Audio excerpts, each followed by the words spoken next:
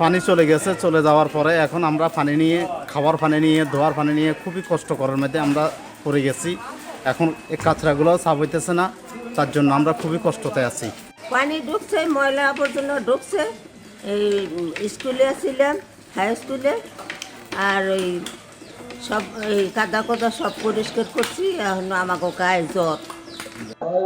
দোকানপাট আসলো, তা হঠাৎ করে পানি উঠা নষ্ট হয়ে গেছে, কিছু রক্ষা করতে পারতেছি না। এখন গরিব মানুষ কি কি করবো না করবো কোনো উপায় নেই, যে পুঁজি ছিল সব নষ্ট হয়ে গেছে। এখন ঘর বাড়িতে পানি যদি তাও মাল সামানা নষ্ট হয়ে গেছে। এখন তো তলা খুব দায়। তোলা এলাকায় বান্ধব বহুত দিন ধরে খাই, কিন্তু তলাই গেছে।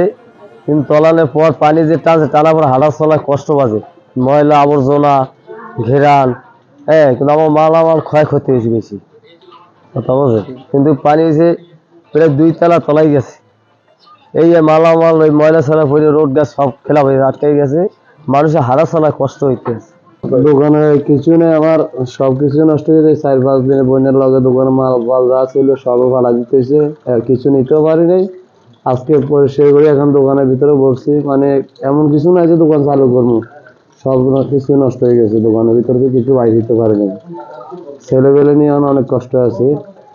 এখন যদি সরকার যদি কিছু সহযোগিতা করে তাহলে আবার দোকানপাট ঠিকঠাক মতো আবার করতে পারে, মানে কিছুই নেই। এখন দোকান যে খুলবো, এখন পকেট আগেও না যে একটা জিনিস কিনে যে দোকান চালু করবো। আর পানি কমতে আছে, ঘরের ভিতরে মাটি জমে গেছে, তো কালকে রাতের থেকে মাটি টাড়ি পরিষ্কার করতে আসি। মাল সামানো নষ্ট হয়ে গেছে, বাল বাচ্চালে বহুত কষ্ট, তো মানে সেন্টারে দিয়ে উঠছি, কোনো রকম মানে সরকারি খাওয়া দিছি কিছু, আমরা এগুলা খায়া বাচ্চা আছি। আমার নিজের যে বাসায় যায় যে কিছু পাক করে রাখাবো এমন কোনো আমার সম্বল নাই। যদি সরকার থেকে কিছু যদি আমাকে সাহায্য করতে, তাহলে আমরা চলতে পারতাম। স্বাগত জানাই।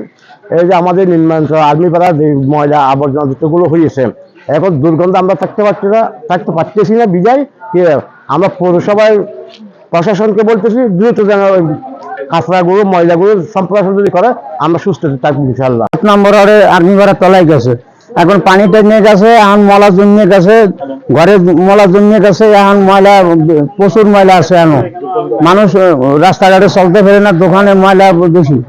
পুরুষের যদি গাড়ি থেকে আইয়া পুরুষের ময়লাটা যদি দ্রুত সাফ করে তাহলে সবার জন্য ভালো হয়।